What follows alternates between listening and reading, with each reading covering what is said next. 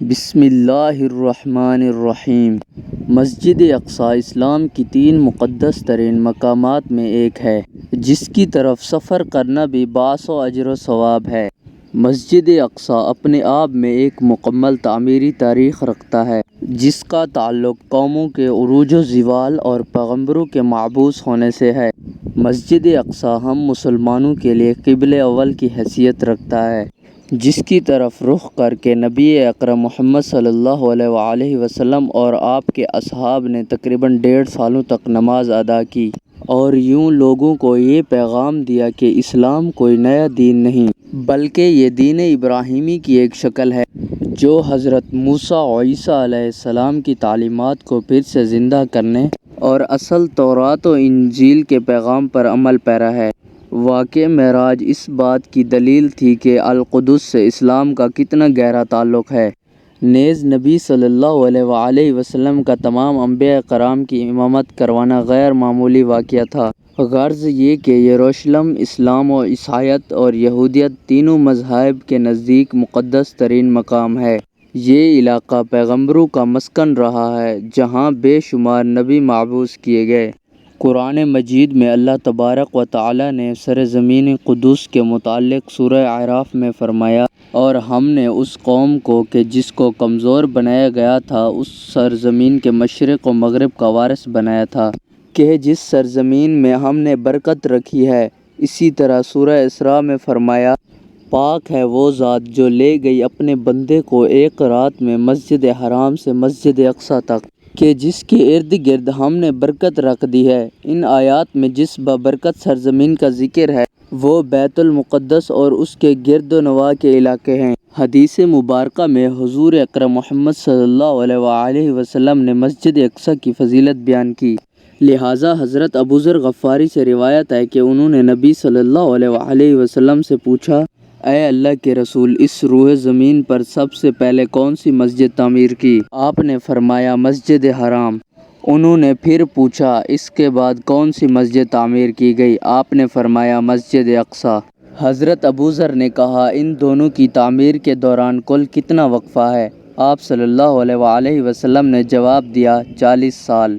علماء و مفسرین کی ایک جماعت کے نزدیک مسجد اقصی کو سب سے پہلے خود حضرت آدم علیہ السلام نے تعمیر کی تھی، اور بعد میں حضرت ابراہیم علیہ السلام نے پھر تعمیر کروائی تھی۔ روایتوں کے مطابق اللہ تبارک و تعالیٰ نے حضرت جبرائیل علیہ السلام کو خصوصی طور سے حضرت آدم علیہ السلام کی طرف بھیجا اور حکم دیا کہ مسجد حرام اور مسجد اقصی کی تعمیر کریں۔ ابن ہشام نے اپنی تاریخ میں لکھا کہ جب بنی اسرائیل فلسطین میں مضبوط ہوئے اور ان کی ریاست قائم ہوئی تو حضرت داؤد علیہ السلام نے بیت المقدس کی دوبارہ بنیاد رکھی، اور آپ کے جانشین اور فرزند حضرت سلیمان علیہ السلام نے مسجد اقصی مکمل تعمیر فرمائی۔ غرض یہ کہ حدیثی اور تاریخی روایتوں سے یہ پتہ چلتا ہے کہ بیت المقدس کو کئی مرحلوں اور ادوار میں بار بار تعمیر کی گئی، نیز اس کی تجدید کئی پیغمبروں نے کیا۔ مسجد اقصی کی تعمیر حضرت سلیمان علیہ السلام کے دور میں ہوئی، جس کی تاریخ میں صرف اسلامی بلکہ اسرائیلی روایتوں سے بھی ملتی ہیں۔ حضرت سلیمان علیہ السلام اللہ تعالیٰ کے جلیل القدر پیغمبر تھے، جن کی سلطنت مشرق سے مغرب تک تھی، اور انسانوں کے ساتھ چرند و پرند اور جانور، حیوانات اور جنات پر بھی اپنی حکومت کی تھی۔ جنات آپ کے تابع اور فرما بردار رہتے۔ اللہ تعالیٰ نے جنات کو آپ کے تابع کر دیا تھا، جو حکومتی امور میں حضرت سلیمان علیہ السلام کی حکم کی تعمیل کیا کرتے اور بڑے بڑے کام سر انجام دیتے۔ لہٰذا مسجد اقصی کے تعمیری کام میں حضرت سلیمان علیہ السلام نے جناتوں کو بھی لگایا تھا۔ اس مسجد کی تعمیر آپ کے بادشاہ بننے کے بعد ہی شروع ہو گئی، اور تقریباً 40 سالوں میں مسجد کی تعمیر مکمل کی گئی۔ تعمیری مقام پر حضرت سلیمان علیہ السلام نے شیشے کا ایک حجرہ بنایا تھا، جس کے اندر آپ عبادت کیا کرتے تھے۔ آپ اپنے عصا کے سہارے کھڑے رہتے اور اللہ کی عبادت میں مشغول رہا کرتے۔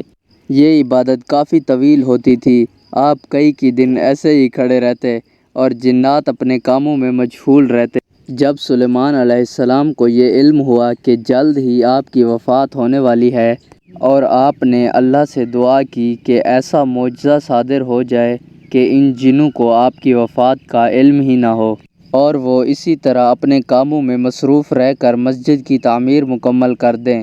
لہٰذا اسی حجرے کے اندر جب آپ عبادت میں مصروف تھے تو آپ کی روح قبض کر لی گئی، لیکن اس عصا کے سہارے آپ علیہ السلام کی جسم مبارکہ ویسے ہی کھڑی رہی، اور جنات یہ سمجھتے رہے کہ آپ عبادت میں مشغول ہیں۔ دراصل پیغمبروں کی جسم مبارک کبھی سڑتی نہیں اور نہ ہی زمین کی مٹی انہیں کھا سکتی ہے۔ اس روح زمین پر جتنے بھی نبی بھیجے گئے آج بھی ان کے جسم قبروں میں صحیح اور صالح موجود ہیں، اور غیبی طور سے انہیں رزق ملتا رہتا ہے۔ لہٰذا حضرت سلیمان علیہ السلام وفات کے کئی سالوں بعد تک اسی مقام پر اپنے عصا کے سہارے کھڑے رہے۔